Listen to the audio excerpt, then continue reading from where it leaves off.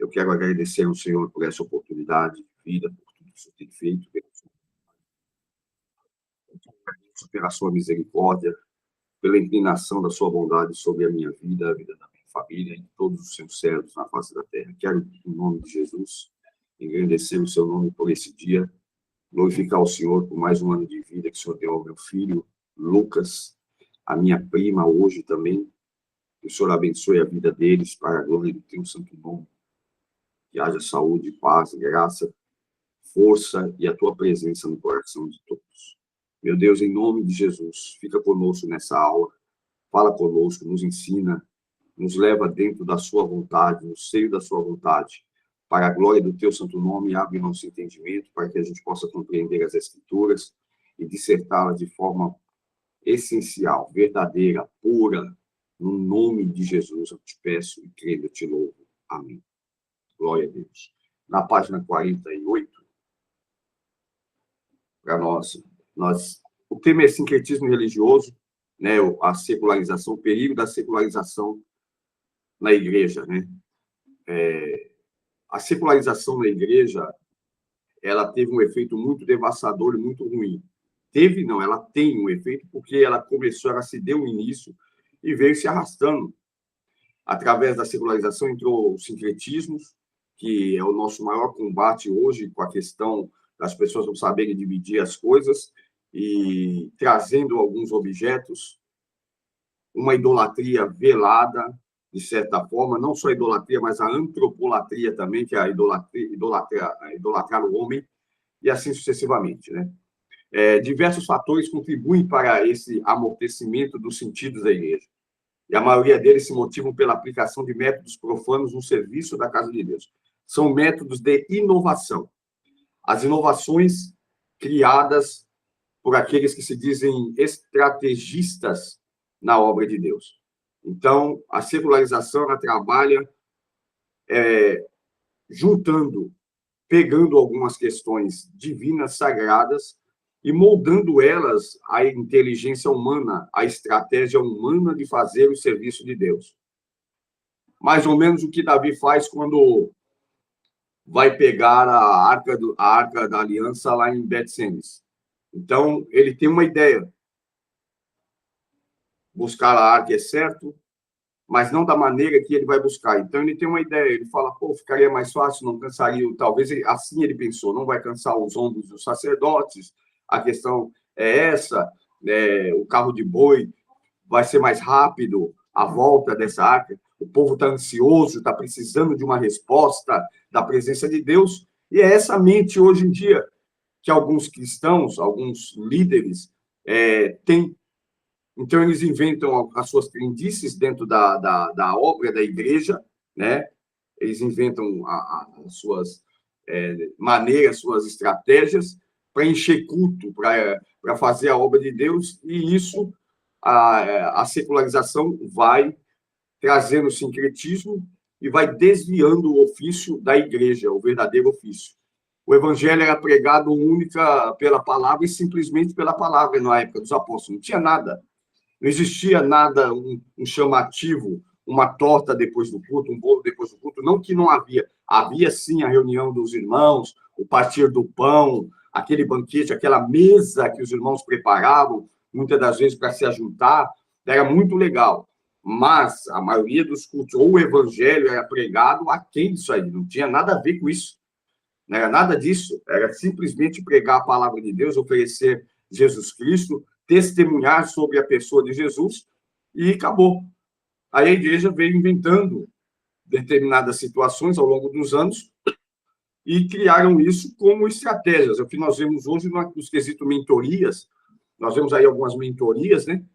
Que o pessoal fala, mentoria da igreja e tal, 7 passos para o primeiro passo. Eu vi uma piada dessa daí, a conversa fiada. Então, vão inventando coisas que, na verdade, fez com que a igreja perdesse essa harmonia com o céu. Misturou a igreja à maneira humana de se trabalhar. E quando nós falamos do sagrado, do que é de Deus, então nós entendemos que Deus determina como essas coisas devem acontecer. Então é Deus, é o molde de Deus, não está não foi ultrapassada, não está ultrapassado o modo de Deus de operar, o modo de Deus de fazer. O homem está ultrapassado, mas Deus nunca. Então, esse é um grande problema da secularização. E isso nós damos conta por causa da teologia pessoal de cada um. Então, o camarada tem até um conhecimento teológico, mas aí ele aplica da maneira pessoal dele de pensar. Então, o que ele pensa, ele adapta o que ele tirou de conhecimento da Bíblia, e aí isso ele transforma numa doutrina, num padrão, numa estratégia, e vai fazendo. Então, nós estamos cheios de pessoas aí criando mecanismos fora da Bíblia ou paralelamente à Bíblia para poder conduzir a igreja. E por esse motivo, os escândalos, as dificuldades, por esse motivo, a igreja cheia de pessoas que não mudaram, não vão mudar, não nasceram de novo. Pessoas que não conheceram o verdadeiro poder de Deus e o evangelho da graça divina. Então, nós vamos ter essas questões aí aparecendo tremendamente. Vou postar minhas costas aqui. Aí, nós vemos essa questão da secularização. Então, uma das coisas da secularização que ela trouxe é a simpatia pelo que é errado. Ela já não luta, ela não condena, ela se torna simpatizante. Então, ela acha que ela deve tolerar algumas coisas. Então, a secularização trouxe a questão da doutrina da tolerância. Nós vamos tolerar. Lembrando o que acontece lá na igreja de Tiátira. A igreja de Tiátira, de Apocalipse, ela é clara, Deus é claro em falar com ela, dizendo assim, olha, eu sei as tuas obras, as tuas últimas são melhores que a primeira. Fala coisas maravilhosas dessa igreja. De repente, ele diz assim, mas tenho contra ti que tolera Jezabel. Tolera. Qual era o pecado da igreja de Tiátira? O pecado da igreja de Tiátira era a tolerância. Tolerar o que Deus não negocia. Tolerar o que é errado. Tolerar o que Deus disse não. Se Deus disse não, é não. E nós vamos ver, por exemplo, ao longo da Bíblia, várias histórias. Deus disse para o profeta, vai, não volta pelo mesmo caminho, não pare, não converse com ninguém, não entre na casa de ninguém. O cara encontra o profeta velho fala, não, tive com Deus também, um cafezinho não vai fazer mal. O que custou aquilo? Custou a vida dele. Um leão saiu e matou esse profeta. Por quê? Porque ele tolerou, né? Falou, embasando assim, não tem nada a ver, um cafezinho.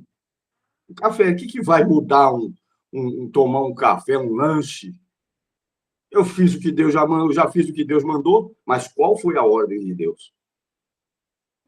Se ele não tivesse parado, ele tinha passado o leão, só ia passar depois. O tempo que ele perdeu ali foi o tempo certinho do leão, marcou o horário com o leão. Então, essa é a realidade. A igreja não para meditar nisso. Se Deus falou, é porque ele viu lá na frente e sabe. E sabe o tempo de tudo. Se ele não tivesse parado, né? Então, automaticamente, o leão só ia passar uma meia hora depois. O tempo que ele perdeu na casa do profeta velho é o tempo certinho que o leão vinha na missão. E na hora que ele vacilou, e ele saiu de lá com um encontro marcado sem saber. Sem saber. Deus não enviou o leão. Deus sabia que o leão ia passar ali X hora. E sabia que ele não podia perder nenhum minuto na volta. Então, essa é a grande realidade que a igreja não quer enfrentar. A igreja quer ser senhora. Os líderes hoje querem ser os mentores, os senhores, o cérebro da igreja, a cabeça da igreja. E não dá para ser. Porque Deus sabe o amanhã. Deus é onisciente, Deus conhece todas as coisas. Então, não dá para nós achar que as nossas ferramentas são suficientes para fazer a obra. Não, as ferramentas para fazer a obra de Deus, ele já deu. São os dons ministeriais, os dons espirituais, né? As ordenanças do Novo Testamento, que segura o decálogo em duas fases, amar a Deus acima de todas as coisas, seu próximo a ti mesmo, que isso é pessoal. dar bom testemunho entre os que não são cristãos e entre os próprios cristãos e entre a família, que isso é normal da vida de um crente que produz fruto do Espírito Santo, né? Um crente na pessoa de Jesus, ele produz bom fruto. Pregar o evangelho, levar o evangelho, anunciar o evangelho de Cristo, né? E essas ferramentas nós temos, essas são as ordenanças de Deus, sermos hospitaleiros, caridosos, pessoas amáveis, bondosos, sermos trabalhadores, é o que a Bíblia diz. Então, essas são as questões que nos envolvem, e não são muitas. É diferente da Torá, é diferente da lei, né? Que existe lá mais de 600 mitzvot. Então, quando a gente olha para o que há no Novo Testamento, e a graça de Deus ainda nos ajudando a executar o que está escrito, então, não tem que reclamar, é só viver uma vida plena, uma vida mergulhada na pessoa do Espírito Santo. Mais nada. Deixar o Espírito Santo fluir na nossa vida. E quando a gente vive essa vida, essa plenitude, a coisa muda, a figura é outra, né? Então, aí os irmãos vão inventando. Então, a secularização, o período da secularização foi exatamente isso, que o homem achou que está a nível de pensar como Deus. Pensar como Deus. Deus falou, é amarelo, aí ele fala assim, mas senhor, e se colocar uma bordinha azul assim, não fica mais legal? O povo gosta. Porque é isso que a gente ouve. Ô, irmão, por que você não puxa a rédea lá, não? Não, é que o povo não gosta disso. Mas por que não tem mais culto de ensino, irmão? É porque o povo não vai, irmão. Então é melhor, o povo gosta de campanha, então estou pondo campanha. Ué, você está lá para fazer o que o povo gosta ou o que Deus mandou? Ou o que Deus quer? É para moldar o evangelho segundo... Então, essa é a secularização.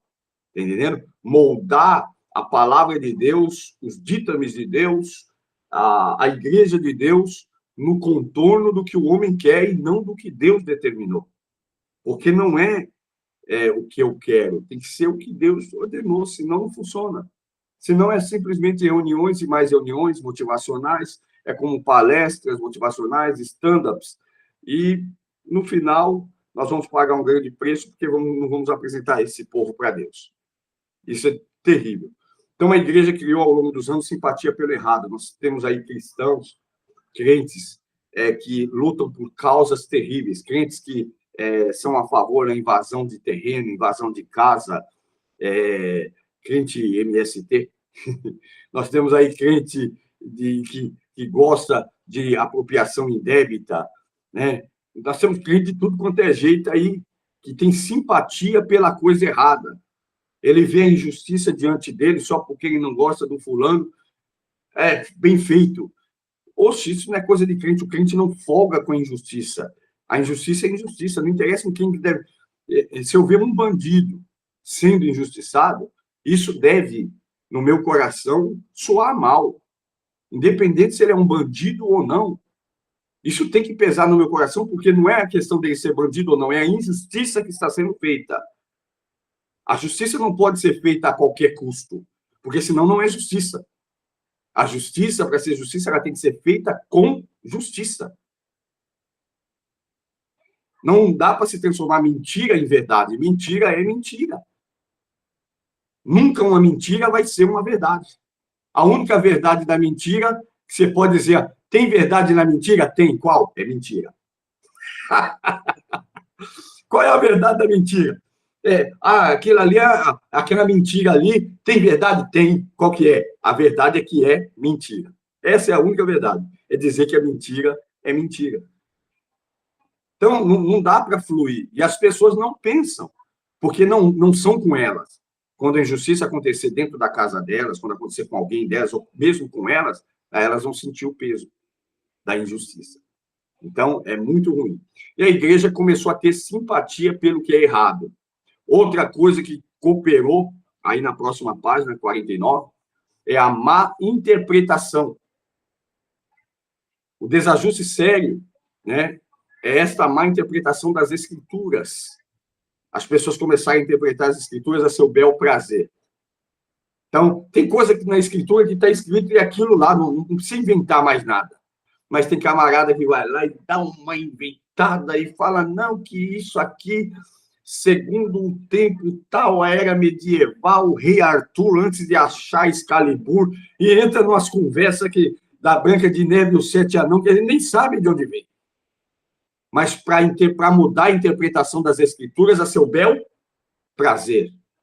Eles mudam para ganhar dinheiro, mudam para se esquivar das responsabilidades como obreiros, líderes, pastores e assim sucessivamente. Eles mudam para poder ferir as pessoas que estão ouvindo a palavra, para poder atacar, mudam as interpretações quando o assunto é crescimento pessoal e tal, e vai inventando. E vão inventando, e vão inventando, e vão inventando, e isso trouxe um grande desgaste para a imagem da igreja, que a igreja hoje não é respeitada como outrora já foi. Houve um tempo que a igreja era respeitadíssima. Nós falávamos que éramos crentes, nós tínhamos crédito na praça. Hoje em dia, até com cartão especial, os caras não querem vender, se você falar que é crente. Se você falar que é crente, você não compra mais fiado em lugar nenhum. Os caras é crente, para puxar sua ficha, uma ficha que ele puxava em 10 minutos, ele leva meia hora para puxar a sua. Por quê? Porque isso trouxe uma defasagem à imagem da igreja, um desgaste tremendo. Essas más interpretações. Agora, antes de entrar na aula, eu entrei na minha rede social, no Facebook, e vi o vídeo de uma mulher, ela parecia até a Anitta. Tá lá ela falando sobre a Bíblia. Não, a Bíblia é uma invenção aí da mídia, que não sei o que tal, trouxe. A princípio, eles fizeram um livro só para o bel prazer, era para acesso de poucos. Olha, falando de uma questão que ela não sabe. Até coloquei um comentário lá, né, dando risada e falando. Aí terminei com aquele versículo do provérbio que diz: até um tolo é tido como sábio quando fica calado. Né? E ela, falando umas abobrinhas, criou uma história que até o diabo sentou, cruzou o braço e ficou olhando assim. Essa aí me ultrapassou, que não existe. O que ela falou ali é de uma... Eu acho que nenhuma criança não pensa daquele jeito. Tem que ter conhecimento nenhum das escrituras. Né? Falar, ela chegou a dizer que, a princípio, esse livro era para acesso de pouquíssimos, porque tinha que ter 200 salários mínimos para poder ter esse livro. Olha que conversa que, sabe, dá até náusea. Mas a gente vê, nós estamos num mundo que as pessoas estão hoje falando o que não sabem. Nós olhamos esses podcasts aí, quando entra no assunto religião, eles falam como se fossem doutores, dominadores, e não só essas pessoas que não são crentes, mas, infelizmente, a gente vê muito servo de Deus, muito crente, debatendo o que não sabe, falando sobre o que não sabe. Então, essas más interpretações deu lugar a uma rachadura dentro da igreja, dos princípios da palavra de Deus e da doutrina cristã, terrível. Então, é isso que a gente enxerga hoje. Né? Esses doutores têm o hábito de evocar a si a reverência. E a gente nota isso quando é assim. Por exemplo, existe o verdadeiro mestre, o verdadeiro ensinador, ele nunca vai te trazer para ele. Como assim? Eu estou ensinando aqui, aí eu falo, irmãos, é o meu canal, é aqui que fala a verdade. Aqui ele fez isso, tem alguma coisa por trás. O verdadeiro mestre é como Jesus. Você só fala a palavra, a verdade. A pessoa decide como ela vai crer e se ela vai crer ou não. Nós não estamos aqui para fazer a pessoa raciocinar, mesmo porque ela tem um cérebro. É automático. Se Deus quiser se revelar, ela vai se revelar. E tem vezes que Deus nos dá uma questão profunda, que a gente passa para a pessoa, e a revelação no coração dela ainda é mais profunda do que o Deus nos deu. Isso é que nos mostra a grandeza da palavra de Deus. A pessoa se torna mais profunda do que um mestre que está ensinando. Porque a palavra não é do mestre. A palavra é de Deus. Então, quando o camarada toma a interpretação das escrituras para si mesmo, aí ele exige reverência dos seus alunos, ele vai exigir reverência? Não, eu sou professorzão. Aí ele quer saber dos top 10, o que você acha que é o seu... Começou com essas perguntinhas, meu irmão. Porque nós não estamos aqui para disputar com ninguém, competir. Evangelho não é competência, evangelho é o reino. Graças a Deus tem um irmão falando de Jesus ali. Não importa se com profundidade de sabedoria ou se não. Desde que não seja heresia, deixa ele falar. É o que Jesus falou para os discípulos. Oh, Senhor, estão pregando sobre o Senhor ali, estão pregando o evangelho ali, vão parar eles agora. Jesus falou, não, não, não. Deixa eles. Se não é contra nós, não é heresia. Se não é contra nós, é por nós. Deixa ele, ou você acha que é só vocês? Então, esse é o grande problema, é nós acharmos que só nós temos a razão, somos o dono da verdade e da interpretação bíblica. De jeito nenhum. A Bíblia está aí, Deus dá a quem Ele quer. Isso é assunto, até matéria vencida. E o maior promotor dessas interpretações das ordenanças de Deus é Satanás. Quem está por trás disso? Satanás. Porque quando eu quero engordar o meu ego, eu estou, por exemplo, abri o canal, estou pregando, abri o instituto para poder ser o melhor. Então já mostra que o diabo está por trás disso. Não é Deus. Se o que eu estou fazendo com a palavra de Deus, que tem tudo a ver com a fé, se eu estou fazendo isso com o objetivo de me engrandecer, o diabo está por trás disso. Se o objetivo é eu crescer e mostrar que eu sou o doutor, o diabo está por trás disso. Porque quem é não precisa mostrar. Nós não precisamos mostrar o que nós somos. Nós só precisamos fazer. E lembrar que a palavra de Deus não é nossa. Eu não sou dono dela. Ela não é minha. Não sou eu que... Não tem jeito. Se Deus não quiser, ele não revela e acabou. Aí nós temos aí a segunda fase, que é combatendo a secularização. Como nós podemos combater isso? Né? O processo ele visa fazer com que o comportamento da igreja passe a ser regido pelos costumes mundanos. Então, a secularização leva uma igreja a se comportar como o mundo. E é isso que nós vemos hoje. Então, nós temos aí crentes achando que a violência é o caminho, que agredir é uma coisa normal, porque nós somos seres humanos, que mentir de vez em quando pode. E isso é a secularização. Que dá para comprar uma coisinha roubada, né? Não foi você que roubou. Então, e chama até que Deus preparou. Ó, Deus preparou. Estava sem uma cadeira, apareceu um cara lá na minha porta com uma cadeira que custa 300 mil reais na loja, me vendeu por 5 reais. E ele acha que a cadeira veio do céu. Quer dizer, ele está patrocinando o crime e não sabe. Então, nós vemos isso normal, tido como normal em algumas mentes cristãs hoje. Tem cristão que acha normal comprar coisa roubada, que acha normal ajudar as pessoas a fazer o que é errado, acha normal mentir, acha normal. Isso aí não é normal. Não pode. Se normalizou isso, então eu sou um crente secularizado. Eu sou mundano.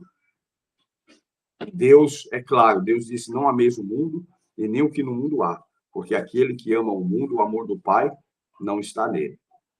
É claro, o amor do Pai não está nele. Então, esse amor, quando eu me comporto bem, quando eu me sinto bem com as coisas mundanas, eu estou automaticamente dizendo que eu não tenho o amor do Pai. E quem tem o amor do Pai não ama o mundo. E vai procurar tirar as pessoas do mundo, né, e levar essas pessoas a Cristo.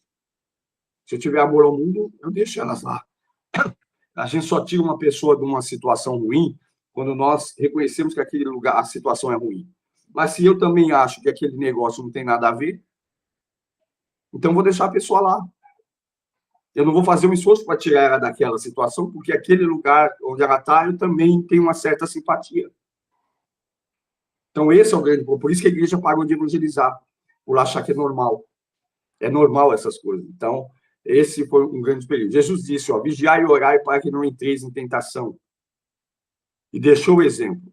Qual é o segredo de você combater a secularização? O primeiro segredo é a oração. Porque quando nós oramos, nós entramos em alinhamento com Deus. Aí nós entramos em alinhamento com Deus quando nós oramos. E se nós olharmos, nós vivemos uma igreja que não ora. Uma igreja que tem dificuldade em orar. Os crentes de hoje não oram. Eles têm tempo para tudo, menos para orar. Então, essa é uma das armas que a gente consegue vencer a secularização, a oração. Aí temos também, não só a oração, mas o mergulho na palavra de Deus. À medida que eu vou mergulhando na palavra de Deus, eu vou conseguindo ter o discernimento do que é o mundo e do que é a igreja.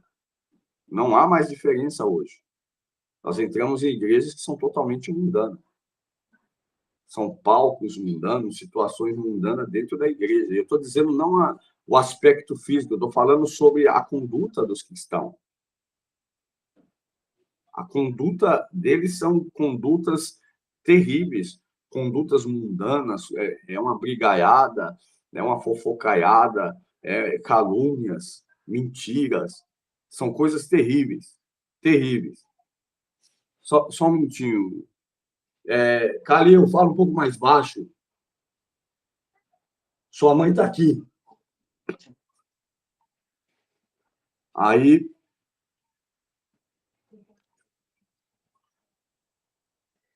a gente vive um mundo hoje que as pessoas sentem-se normal com determinadas condutas e determinados costumes. É uma cultura terrível. E a isso nós chamamos de secularização. Nesse ponto da palavra de Deus, nós vamos ver que Paulo escreve aos Gálatas, dizendo no capítulo 5, ali, verso 16, ele diz assim, andai em espírito, e não cumprireis a concupiscência da carne. Qual é o segredo? Andar em espírito.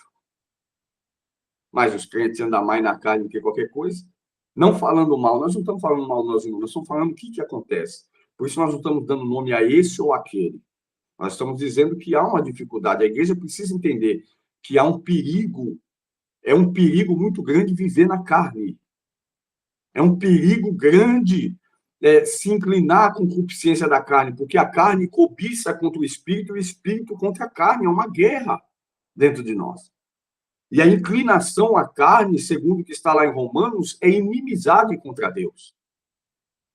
Agora, se eu sou inimigo de Deus, uma guerra espiritual, eu vou ganhar o quê, pelo amor de Deus? Se eu não vou estar fazendo a vontade do diabo. Se eu estiver na carne, eu vou estar fazendo a vontade de Satanás. É mais fácil fazer a vontade do diabo na carne do que a de Deus. A carne não está sujeita a Deus, nem pode se sujeitar. Por isso que disse, pelo Espírito mortificardes as obras da carne e vivereis. Ou seja, só terá vida se você mortificar as obras da carne no Espírito. E isso, não se faz isso tomando uma pílula. Isso é através da oração, da leitura da palavra e da oração, que são dois hábitos só que o crente precisava ter. Assim como a ave não voa com uma asa só, o crente também não consegue voar sem essas duas asas, a oração e a palavra, para se alinhar com Deus, para ter uma vida espiritual e um mergulho nas Sagradas Escrituras. Ignorar o adversário é a pior coisa que existe, porque o nosso adversário, inclusive, quer isso. Aonde ele domina? O lugar que ele mais dominou é onde as pessoas não acreditam que ele exista, porque esse é o desejo do diabo, é que as pessoas não acreditem que ele existe. Ninguém vai lutar contra aquilo que ele pensa não existir. Se não existe, estou aqui na casa, não há perigo de ladrão aqui. O que eu faço? Eu durmo de porta aberta. Porque não tem ladrão aqui. Se eu acredito piamente que não existe ladrão, então eu durmo de porta aberta. Então eu nunca vou me preparar para lutar contra aquilo que eu acredito não existir. E esse é o desejo do diabo. Como há muitos crentes dizendo, o diabo já perdeu. Mas ele vive uma vida de uma conduta tão podre que quem perdeu foi ele. E você pensa que o diabo quer que ele pense diferente? O diabo quer que ele continue acreditando que o diabo é um derrotado na vida dele. E, na verdade, o diabo já tem até medalha olímpica. Na vida dele ali, o diabo já está com o troféu de ouro, já ganhou até o imprensa do Silvio Santos. E vai, por quê? Porque na vida dele, ele não olha para a conduta dele, que não é uma conduta de filho de Deus, não é uma conduta de servo de Deus. Então, na vida dele, o Satanás não vai de jeito nenhum lutar para que ele deixe de acreditar nisso. Ele vai continuar acreditando. Na minha vida, o diabo é um derrotado. Mas ele está mentindo, está com palhaçada, tem uma conduta desordeira, é carnal, está na prostituição, e assim vai. E o diabo é um derrotado, e o diabo pensa assim, meu filho, com a medalha de ouro no peito. Venceu esse menino, colocando ele a acreditar que o diabo não vai fazer mal contra ele, porque ele está certo, e ele não está certo. Agora, qual é a conduta do verdadeiro servo de Deus? O próprio Jesus. Meu Deus, a batalha de Jesus contra o diabo foi grande. Então, 40 dias e 40 noites no deserto, olha como Jesus fez, jejuou, venceu pela palavra. Jejuou, orou e venceu pela palavra. Jesus teve uma vida de oração. Vez ou outra você via Jesus lá no monte, deixava os discípulos, ia para o monte orar sozinho, passava a noite orando. E a palavra ali sendo pregada, aquela coisa toda. É assim a vida do crente. Não dá para dizer o que é um cristão vivendo uma vida diferente disso. Terceirizando irmãos, o irmão ora por mim, essa semana não estou muito legal, os irmãos apresentam aí na igreja, aí ele fica na zona de conforto da carnalidade, enquanto os irmãos estão se matando. A irmã vai para a vigília, para o monte, irmã, me apresenta lá no monte, ele fica à noite comendo pipoca e assistindo Netflix. Quer dizer, é difícil, é muito ruim isso. E isso a secularização trouxe. Então, para combater isso, é mergulhar na palavra de Deus e ter uma vida de oração. A oração é essencial na vida do crente, porque ela coloca a gente em contato direto com Deus, de tal forma que, naquele momento, Deus pode nos confrontar. Deus vai nos confrontar ali na oração. Deus não nos confronta só na palavra, Deus nos confronta na oração. Então, se é de joelho dobrado, se você tiver a paciência de orar mesmo de verdade, dobrar os seus joelhos com verdade, falar, ó Deus, eu estou aqui. Sem palavra bonita, não procura palavra bonita, você está falando com Deus, está falando com o Pai. Então, em nome do Senhor Jesus, meu Deus, eu estou aqui, eu não sou digno, sou falho, eu tenho tantas fraquezas, tenho cometido alguns pecados contra o Senhor, transgressões, me perdoa, Senhor. Quantas vezes eu prometo mudar e não consigo, não há em mim forças para continuar, eu estou triste, começo a orar, falar com Deus, e naquele exato momento vem o poder do Espírito, aí o poder do Espírito Santo vai agir nessa verdade, nessa sua verdade. Você confessando a Ele a sua verdade, Ele vai agir. Então, Ele vai fortalecer esses pontos que você está colocando na sua vida, que são fracos. Então, Ele vai fortalecer, Ele vai te colocar em sintonia com Deus. E o que Deus não estiver aprovando na tua vida, naquele momento, Ele vai comunicar com você. O próprio Deus não vai terceirizar isso, não vai precisar de um profeta vir. Não vai precisar de um profeta vir. Não era para precisar, na verdade, disso. Mas Deus, sabendo que muitos de nós ia largar essa comunhão, então Ele levantou, deu um ministério profético para a igreja para que alguém te fale. Mas, na verdade, um crente, você pode notar que os crentes que mais oram, você vê alguém profetizando para ele direto na igreja? Crente que lê a Bíblia, você vê alguém lá direto profetizando para ele? Não. Uma vez ou outra, irmão. Poxa, eu estou aqui esquecido que quanto tempo faz que Deus nos veio falar comigo. Por quê? Porque eu estou em contato com a oração, eu estou em contato com a palavra, então é ali. Você está orando, Deus fala. Você vai ler uma palavra bíblica, às vezes aleatória, você nem pediu uma palavra para Deus. Eu vou ler a Bíblia agora. Aí você abre a Bíblia, daqui a pouco você começa a ler um versículo, começa a chorar, fala, meu Deus, é a minha vida, é o que eu estou passando. Você nem escolheu aquela palavra, não é que você orou, vou tirar uma palavra, não. Acontece, às vezes, só pelo fato de você estar em contato com as Escrituras. Por quê? Porque você está ligada na videira, de verdade. Está em contato com Deus de verdade. E isso é importante. Então, precisamos combater isso. Aí nós já entramos aí para a segunda fase, história da igreja. A história da igreja. Vai ser rápido, porque olhando para a doutrina, nós vamos... algumas coisas aqui nós já até mastigamos lá atrás. Mas é importante. A história da igreja, eu coloquei aí alguns temas a serem observados. Primeiro, a origem dela. A igreja tem origem na palavra de Cristo. Foi Jesus que falou a respeito da igreja pela primeira vez, dizendo, sobre essa pedra edificarei a minha igreja. Ele nos elegeu nele antes da fundação do mundo, para que fôssemos santos e irrepreensíveis diante dele em amor. Santo em amor irrepreensível em amor. Olha só que forte. Efésios 1:4 está isso. Como também nos elegeu antes da fundação do mundo. Nós somos eleitos desde antes da fundação do mundo, antes que o mundo fosse fundado. Num plano de Deus, foi isso que Paulo escreveu. Há uma briga muito grande a respeito disso, os caras chamam, predestinação, eu sou contra, mas não dá para arrancar esse versículo da Bíblia. E 1 Pedro 1:20 diz, o qual da verdade em outro tempo foi conhecido, ainda antes da fundação do mundo, mas manifestado nesses últimos tempos por amor de vós. Falando a respeito da palavra de Deus, do Senhor Jesus, né? E desse mistério que envolve a Igreja de Deus. A Igreja de Deus, ela não é natural, ela é sobrenatural. Ela não é carnal, ela é espiritual, mesmo porque carnal não dá para ser um só. Não tem como a igreja ser um só.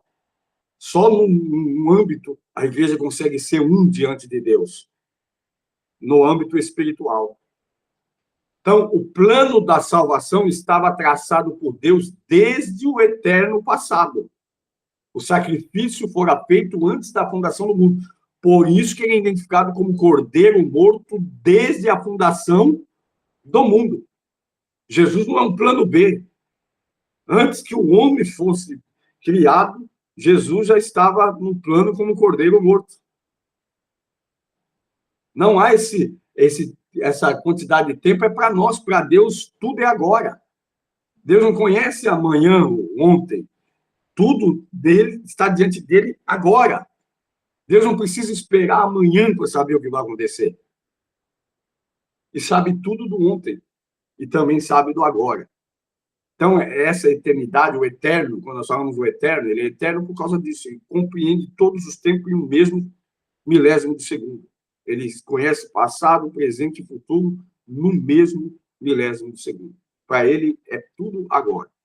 E a gente olha essa questão aqui, isso nós estudamos em teologia a respeito dos atributos de Deus, nós olhamos aqui, ó, desde a fundação do mundo. O plano da salvação foi traçado por Deus dessa forma. Né? O sacrifício fora feito antes da fundação do universo. Isso é antes mesmo de ser efetuado no Calvário. O Cordeiro já era conhecido pelo Pai. Ou seja, já estava no plano. Em uma ordem lógica, podemos admitir que Deus fundou a igreja, Jesus Cristo formou a igreja e o Espírito Santo confirmou a igreja. Olha que forte. Deus fundou a igreja, porque é um plano eleito lá desde a fundação do mundo, já estava eleito em Deus. Jesus Cristo formou ela, Deus fundou, Jesus formou, e o Espírito Santo confirmou. O selo, o Espírito Santo é o selo, confirmou. É por isso que ela não poderia sair de Jerusalém antes que recebesse do alto o poder de Deus, o Espírito Santo.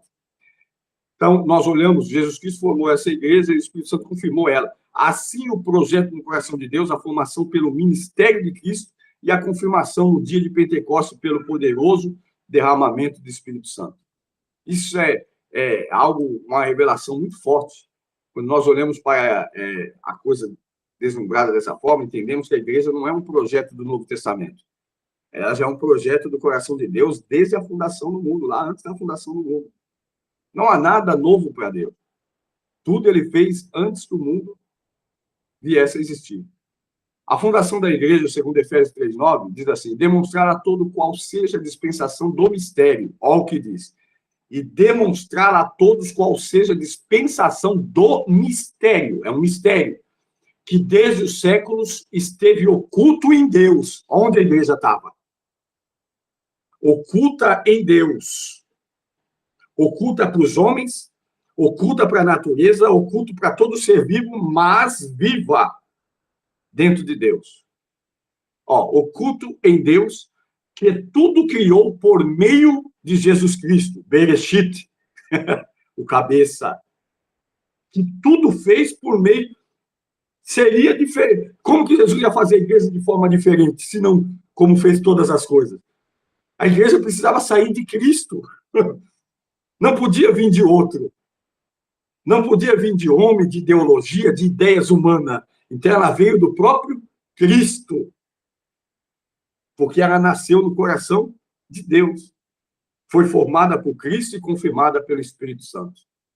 Então, esse é o grande mistério.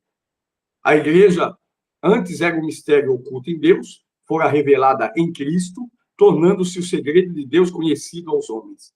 E aí Deus manifestou a igreja aos homens. Deus deu a igreja ao mundo. Não para ser do mundo, mas para levar a pessoa de Deus ao mundo. A expressão oculto em Deus indica que a igreja esteve sempre na mente de Deus e vindo a ser conhecida pelo ministério terreno de Jesus Cristo e o Espírito Santo. Como a igreja nasce? A igreja nasce de Cristo. Iniciou a sua história com um movimento de âmbito mundial. Ela nasce obedecendo a Cristo. Ela tem a natureza de Cristo. Pode notar que antes de Jesus chamar, de formar a igreja, ele dá a ela características pessoais. Por isso que ele andou com ela. Ele escolhe os discípulos e anda com eles.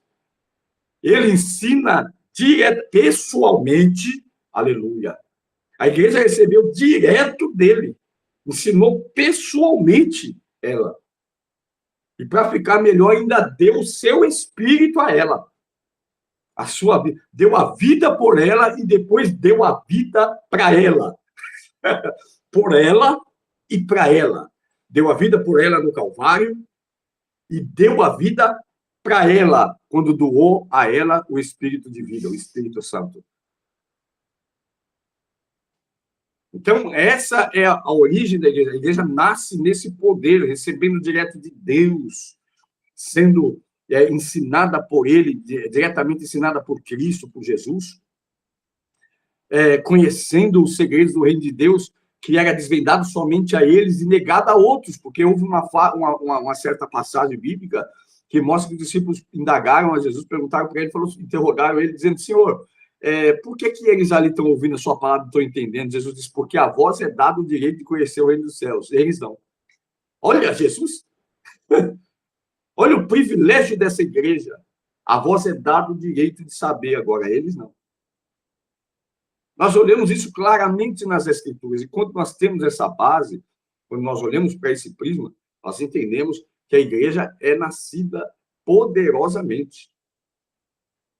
Trazendo para a linguagem humana, é um parto de poder. Ela nasce poderosa. Ela não gatinha, ela é poderosa. Ela recebe a instrução, recebe o DNA de Cristo, ela é gerada por Cristo, ela é criada em Cristo, ela tem todas as questões de estrutura e de DNA de Jesus. E tem a vida de Jesus através da pessoa do Espírito Santo. Na manhã do dia de Pentecostes, tinha quase 120 crentes que estavam orando, reunidos. Foram vistos descer sobre eles línguas repartidas como de fogo. Falaram nessas línguas, em outras línguas também ali, glossolalia, né? E nós vemos o tríplice do Pentecostes da seguinte forma: iluminou a mente dos discípulos. O que aconteceu? Um acontecimento tríplice. Iluminou a mente dos discípulos, compreenderam que o reino não era político, porque os assuntos políticos envolviam o mundo de então, e deveriam estar totalmente na dependência do Espírito Santo. Qual era o único... Eu fico pensando no seguinte: a igreja primitiva, ela tinha, como há alguns anos atrás, pelo menos uns 40 anos, 50 anos atrás, nós conhecemos... Eu, com 50 anos, era uma criança, há 50 anos atrás, né? Mas, na minha época de adolescente, de jovem, na igreja, eu conheci os pastores mais antigos, e a única preocupação que esses pastores tinham com a igreja na época era ter a pessoa do Espírito Santo. Mais nada. Eles não tinham vaidade de ter uma guitarra bonita, um som bom, um piso bonito, um ventilador legal. Não, era o Espírito Santo. Por isso que a igreja funcionava. Porque eles sabiam, como a igreja primitiva, que a única coisa que eles precisavam para avançar era a presença de Deus. Mais nada. As igrejas de hoje acham que precisam de mais alguma coisa. É insuficiente a palavra pregada pura e simplesmente. É insuficiente o louvor cantado pura e simplesmente. Tem que inventar alguma coisa. Tem que inventar alguma situação. Tem que ajudar. Esse é o perigo. Foi por isso que a igreja se perdeu. Porque não fomos muito longe, 50 anos atrás. Né? Eu nem crente era. Né? Eu sou crente de 87, eu tenho 38 anos de cristão. E quando eu olho para essa questão aí eu conheci os senhores mais antigos, os pastores mais antigos, cabecinha branca. Aliás, você não viu um pastor com cara de menino nessa época? Você não via. Hoje o cara não tem 21 anos, já é pastor. Entrou ontem para a igreja, no evangelho, já é pastor. Então, nessa época aí, a gente sabe que a preocupação dos pastores era uma só: a busca do Espírito Santo. Eles entendiam que a igreja só iria bem se o Espírito Santo a dominasse. Eles não pensavam em dinheiro, não pensavam em nada. Tinha ofertas, tinha dízimo, tinha tudo. Mas o segredo primordial era o Espírito Santo. Por isso que era obrigatório o crente ser de oração. Não é opção. Na igreja passada não era opção, não. Tinha que estar no culto de oração. Aliás, não tinha um culto que começasse com no mínimo meia hora de oração.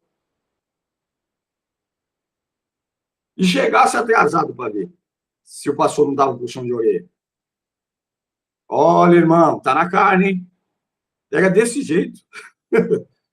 Por isso a igreja funcionava. Tinha bom testemunho perante o mundo, era respeitada perante o mundo, por causa disso. As pessoas falavam, ó, fulano de tal passou para a lei dos crentes. A lei dos crentes, era desse jeito, a lei dos crentes. Né? Mas era um cara confirmado. Não, fulano de tal, não, aquilo ali é crente. Aquele ali é um homem diferenciado, que é crente. Aquilo é honesto, porque é crente hoje. Mas por quê? Porque é uma leva de crente que só Deus para ter misericórdia. Então, esse efeito, um dos maiores dele, do tríplice efeito, era justamente esse, que a igreja era totalmente dependente do Espírito Santo. Ela não precisava de mais nada. Eles não tinham a mente, nós precisamos de dinheiro, nós precisamos de construir. Não, as coisas aconteciam. O dinheiro aparecia, a construção acontecia, a glória estava lá, porque isso era secundário. Ninguém precisava fazer campanha para fazer puxadinho, vamos fazer coleta. Não precisava, porque tinha o Espírito Santo. Quando falava vamos fazer, o povo se movia a um e fazia. Porque o Espírito de Deus é que comandava tudo. Aí houve o período de crescimento da igreja. Em Atos 5,14 diz, a multidão dos que criam no Senhor, tanto homens como mulheres, crescia cada vez mais. Isso está em Atos 5,14 e Atos 6,7 diz, crescia a palavra de Deus em Jerusalém e se multiplicava muito o número dos discípulos e grande parte dos sacerdotes obedecia à fé. A arma usada da igreja, através da qual a igreja crescia demasiadamente, era o testemunho dos seus membros. Aumentava o número de membros por causa do testemunho de vida daquelas pessoas, como acabei de falar anteriormente. Alguém dizia, nossa, esse camarada ali é diferente, ó, o Zé é diferente. É que ele está lá na lei dos crentes, ó.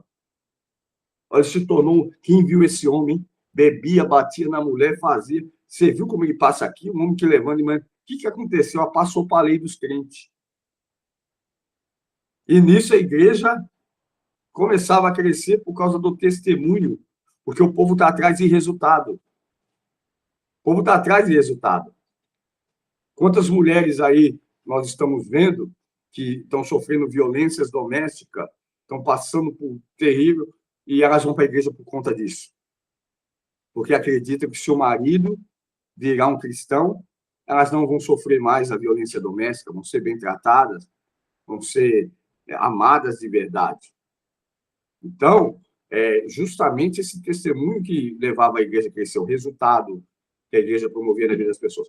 O motivo desse crescimento foi, aí eu coloquei, perseveravam na doutrina dos apóstolos, os pilares, perseveravam na comunhão e partir do pão, perseveravam na oração, possuíam temor, muitos sinais e maravilhas se faziam por conta desses quatro pilares, né? Muita alegria e sinceridade. Isso nós vamos ver em Atos 2, do 41 ao 47, que é a chave do retrato da igreja primitiva. Atos 2 mostra para a gente o início da igreja ali, a chave. A chave de uma igreja vitoriosa é aquela ali. A igreja pentecostal era uma igreja poderosa na fé, no testemunho, pura no caráter, abundante no amor. O seu defeito era a falta de zelo missionário. Isso ela tinha. Era o único defeito que ela tinha, a falta de zelo missionário. Foi necessário o surgimento de uma severa perseguição para que decidisse ir a outras regiões. O zelo missionário no seguinte, o defeito dela foi tão abençoada que precisou uma perseguição para tirar ela dali e espalhar ela para outros lugares, para o evangelho ir para outros lugares. Que estava dando tão certo ali, estava tão maravilhoso, que quando tinha culto na segunda, tinha um encontro na casa de alguém para falar da palavra. Aí tinha o partido do pão, e os irmãos viviam uma felicidade tão grande, então era um paraíso. E por conta desse comodismo, dessa coisa maravilhosa, veio a perseguição para espalhar. Aí, então, o evangelho foi chegando em outros lugares por causa da perseguição. Foi a única coisa, não que ela era zelosa, não era zelosa no sentido pejorativo. Ela estava bem. É como algumas igrejas pensam hoje, o cara olha lá, tem 1000 membros, está sossegado, para que evangelizar? A igreja está cheia no domingo mesmo, está do jeito que ele gosta, está dando a oferta que ele quer, que morra o vizinho que é bêbado, que morra o traficante, que morra o usuário de droga. Então, ele não vai evangelizar porque está tudo bem. A igreja já está cheia. Então, ele não tem uma campanha evangelística, não pensa nos outros. Aí vem a perseguição, vem às vezes os racha dentro da igreja, para a igreja esvaziar, a gente não entende, que é para o camarada levantar da cadeira e sair no campo e buscar as almas, buscar os perdidos e evangelizar o bairro. Então, foi assim a questão da igreja primitiva. Essa expansão da igreja, no capítulo 8 dos Atos dos Apóstolos, diz assim, mas os que andavam dispersos iam por toda parte anunciando a palavra. Essa foi a missão. Dispersos porque tiveram que fugir de Jerusalém, aí onde eles chegavam, eles iam anunciando a palavra. Para eles estavam fugindo, mas para Deus eles estavam cumprindo a missão. Aquele mal veio para bem. Entendeu? Na perseguição iniciada, com a morte de Estevão, no caso, lá no capítulo 6, 7, capítulo 7, 8 de Atos dos Apóstolos, nós vamos ver ali a igreja em Jerusalém dispersou-se por toda a terra. A morte de Estevão fez com que a igreja dispersasse. Né? Chegaram até Damasco e outros até Antioquia. Por qual motivo, então, veio as perseguições? Marcos 16, 15. Ide por todo o mundo pregando o evangelho. Por esse motivo. Senão eles não sairiam de lá. A igreja ficaria em Jerusalém. Então a igreja ficaria lá porque estava dando certo, estava tudo bem. Era maravilhoso. Era maravilhoso. Mas não era o plano de Deus. O plano de Deus é que a igreja saísse por todo o mundo pregando o evangelho. Por isso que está escrito lá, ide por todo mundo pregando o evangelho. Não é ide por todo mundo e pregai, é ide por todo mundo pregando. Enquanto está indo, você está pregando. É essa a ideia de Marcos 16, 15 no original grego. A partir dessa perseguição, os cristãos fugiam, porém pregavam o evangelho e testemunhavam das maravilhas que Jesus operava. Era um fugitivo falando de Jesus. Era um fugitivo, um perseguido falando de Jesus.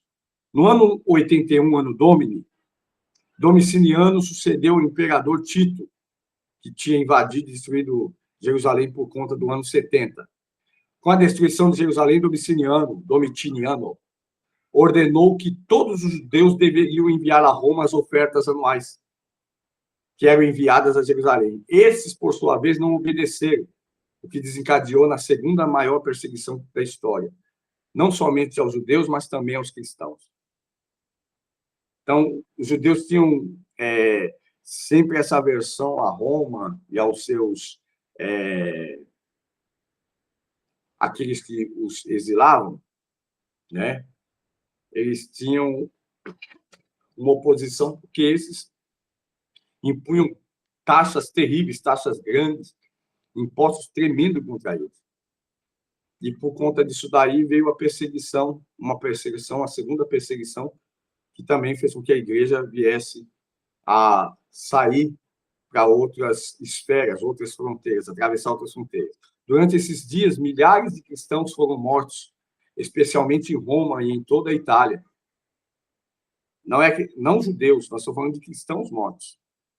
Pode notar que não há uma referência a judeus, muitos judeus mortos, mas cristãos sim. Porque os judeus, às vezes, se flexibilizavam e cedia, né, fazia comunhão com Roma, né? Tinha deles que trabalhava na cobrador de imposto e companhia limitada, trabalhava com o inimigo, né? Justamente, já o cristão não. O cristão não se rendia, então os cristãos foram mortos. Então, em Roma, nós vemos isso aí, especialmente em Roma e em toda a Itália, muitos cristãos foram mortos. Nessa época, o apóstolo João, que vivia em Éfeso, foi preso e exilado na ilha de Patmos, foi quando recebeu a revelação do Apocalipse. Foi aí por conta do ano 80, entre 80 e 86, né? E no ano 96, 93, 96, se não me engano, ele teve a revelação do Apocalipse. 96. As perseguições imperiais. Esse período vai da morte do apóstolo João, no ano 100, ano Domini, até o edito de Constantino, o ano 313. Então, nós temos 213 anos, né, de perseguições imperiais. Os imperadores, os grandes impérios perseguindo os cristãos. E esse foi o maior destaque na história da igreja nesse período. Foi, sem dúvida, as perseguições realizadas pelos imperadores romanos. Nós falamos aí sobre 7 piores deles, 10 imperadores terríveis, tá entendendo? O primeiro imperador romano cristão fez cessar todos os propósitos de destruir a igreja, o primeiro imperador, né? Há de se ressaltar que, durante esse período, houve épocas em que as perseguições foram mais amenas, mas teve imperadores que eram extremamente cruéis. Então, nós temos aí os 10 imperadores, né? Quando você olha lá para Esmini, tereis uma tribulação de 10 dias. É uma língua profética que fala sobre os 10 imperadores. O período de perseguição dos 10 imperadores. Tereis uma tribulação de 10 dias. Então, teve a perseguição de 10 impérios. E foi uma chacina, um genocídio terrível contra a igreja, contra os cristãos nesses períodos. Teve deles que foram mais amenos e teve deles que foram os mais profanos, os mais cruéis possíveis. Mas foram 213 anos, ao menos, de perseguição. Então, a igreja viveu um período de 213 anos de luta constante, sem parar. Então, nós não estamos falando de uma igreja que é acostumada com moleza. Então, de onde vem essas mensagens? Ai, Dondoquinha, se prepara que hoje eu estou mandando um anjo com uma bandeja de brigadeiro. Oxe, de onde vem essa mensagem? A igreja no Brasil, ela ouve tanta bajulação que ela não está preparada para uma perseguição. Se o governo falar, vai fechar, tem pastor aí que fecha tranquilamente. Aliás, o que ele já arrecadou, dá para ele viver no sítiozinho que ele comprou, dá para comer o camarão dele nas praias, sem precisar se apresentar como crente. A igreja não está sendo preparada para uma perseguição. A igreja está preparada para viver como uma dondoca, um estilo de vida a nível alto, que é isso que é prometido nas mensagens pregadas. A perseguição é notória. A Bíblia diz: odiado de todas as gentes sereis por causa do meu nome. Disse Jesus: no mundo tereis aflições. Oxe, se está ao contrário, é sinal que eu sou do mundo, não sou de Deus. Quem é de Deus está na contramão do mundo. Então, a história da igreja é marcada de perseguição. Logo no seu primeiro período aí, do ano 100 em diante, Nós vamos encontrar aí 213 anos, 10 imperadores terríveis, terríveis, terríveis, terríveis. Foi morte mais morte. Milhares de cristãos foram mortos. Então, essa é uma realidade. Nesse período, houve épocas de perseguição que foram amenas. E no início do segundo século, os cristãos já estavam radicados em todas as nações, em todos os lugares. Alguns creem que se estendia até a Espanha e Inglaterra. E é uma crença histórica mesmo. Os cristãos já tinham chegado na Espanha e na Inglaterra. Né? O número de membros da comunidade cristã subia a muitos milhões. A famosa carta de Plínio, governador da Bitínia, né, hoje que é a Turquia, fala sobre isso. O imperador Trajano declara que os templos dos deuses estavam quase abandonados, porque os cristãos estavam pregando e ganhando. As pessoas já não iam mais para os templos dos deuses. Olha que história maravilhosa, quando a gente olha para a história da igreja. E debaixo, o tempo que a igreja mais cresceu foi sob perseguição. Pode olhar que agora na mordomia ninguém cresce. Todo mundo de carrão e a igreja não cresce. Todo mundo comendo do bom e melhor e a igreja não cresce. Mas se vir uma perseguição, meu irmão, a do Brasil eu acho que até acaba. Assim, entre aspas, ainda tem muito crente real aqui. Mas os crentes nossos aqui não são preparados para perseguição, não. Aliás, se faltar um açúcar na lata, ele já desvia. Já fala que vai largar a fé. Imagina uma perseguição. Bater um cabo na porta com um borrado, dizer vai apanhar todo mundo agora e todo mundo está preso, ou nega Jesus, ou vai ser preso. Oxi, tem uns aí que não vai pensar nem duas vezes. Então, essa é a realidade. Quais foram os motivos da perseguição? Primeiro, o paganismo, em suas práticas, aceitava as novas formas e objetos de adoração que iam surgindo, enquanto o cristianismo rejeitava qualquer forma de objeto de adoração. O cristianismo rejeitava. E o que mais nós temos hoje dentro das nossas igrejas? Objetos de adoração. Se adora o óleo da oliveira do Getsemane, punhado de terra tirado do Rio Jordão, a água do Rio Jordão. É uma palhaçada. Esse é o sincretismo. Entendeu? Esse é o... mas o lenço de Paulo, para. Aconteceu uma vez e um não é regra, é exceção. Paulo não mandou ninguém levar pedaço de túnica dele. As pessoas que rasgaram pela sua fé e levaram para suas casas, porque o homem de Deus não podia estar lá, e as pessoas foram curadas, isso não virou. Já pensou se não ia abrir uma fábrica de... Era fácil, é só abrir uma fábrica de túnica e dar os pedaços para os pobres e levar para casa. As pessoas não param para pensar, não há inteligência. Isso é sincretismo. Os motivos das perseguições se deu a isso. Os que adoravam os ídolos, as igrejas pagãs, que já existiam, os templos pagãos, começaram a se esvaziar. Porque essas pessoas começaram a se converter ao cristianismo. Então, a perseguição não é porque o cara era crente, era porque ele estava esvaziando a paróquia do outro. Era justamente por conta de que já não tinha mais gente para adorar o Deus Sol, o Deus Cabeça de Jacaré, o Minotauro, não tinha mais ninguém para ir lá. Templo de Artemis, templo de Diana, Astarote, ficaram tudo vazios.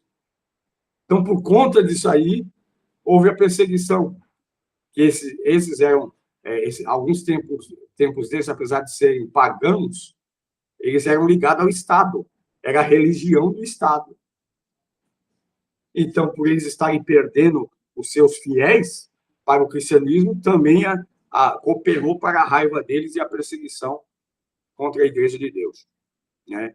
As cerimônias cívicas, a adoração ao imperador, essa que era o maior motivo também da perseguição, era a reivindicação que o imperador tinha, de pedir que todos o adorassem. A adoração ao imperador era considerada como prova de lealdade. Havia estátua dos imperadores reinantes nos lugares mais visíveis para o povo adorar. Os cristãos recusavam-se a prestar tal adoração. E por isso era perseguido. E por isso eles passavam essa situação. As reuniões secretas dos cristãos despertavam suspeitas de práticas, atos imorais e criminosos. Eles eram acusados, a igreja era perseguida justamente por isso. E há uma coisa aqui, ó, durante a celebração da Santa Ceia, era vetada a entrada dos estranhos, na época. Então, não entrava quem não era cristão na celebração de Santa Ceia. E aí eles eram denunciados como se coisas imorais eles estavam fazendo lá dentro. Era uma calúnia. Enquanto os crentes estavam ceando, o povo levantava calúnia que eles estavam praticando com práticas imorais. Então, o cristianismo considerava todos os homens iguais. Não havia distinção entre os seus membros, nem em suas reuniões. Por isso, foram considerados como niveladores da sociedade. Portanto, os anarquistas, perturbadores da ordem social, onde havia uma guerra de classe, o homem não respeitava a mulher, e a igreja começou a nivelar isso, colocar nível de igualdade, respeitando homens e mulheres da mesma forma, aceitando o pobre e o rico, e a sociedade separava isso. Então, essas foram as questões que levaram a igreja a ser perseguida. Nós temos aqui agora um ponto a respeito de os perseguidores, que é o que nós vamos abordar a semana que vem. Aí nós vamos falar em detalhes pequenos, como está aqui, de cada um. O primeiro imperador, Trajano, né, Adriano, Marco Aurélio, vamos falar de cada um desses imperadores aí, para mostrar quais foram as questões e o princípio do martírio. Enfim, mais uma. Que Deus abençoe, minha irmã, um ótimo sábado. Ore por nós aí, hoje é dia de a gente tentar desenrolar aí, que o que Deus, só Deus agora pode fazer. Desenrolar isso aqui, mudar ou não mudar, ou ver o que vai fazer. Eu estou quase torrando tudo, como eu disse. Vamos ver o que Deus faz. Eu não posso esperar, não tenho mais. Eu posso esperar, quem não pode esperar é o dono da casa. E não tem como. Que Deus abençoe. Ore por nós. A paz do Senhor Jesus. Pode sim, pastor. Fica com Deus, viu? Abençoe. Amém.